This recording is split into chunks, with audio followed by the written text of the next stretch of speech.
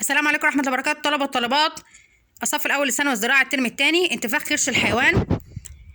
النفاخ امتلاء كرش الحيوان بالغازات، ونعالج الحيوان بإزالة الغازات عن طريق اللي المعدي.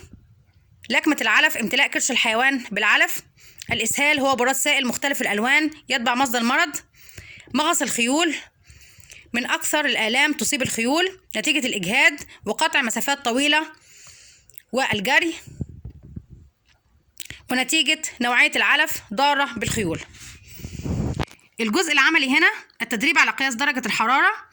طبعا بنجيب الترمومتر وبنعقمه وبننتظر حتى يتواجد الزئبق أسفل الترمومتر، الجزء السفلي، ونطهر الجزء الخاص بقراءة الترمومتر ونرجه ونطهره بقطن وكحول،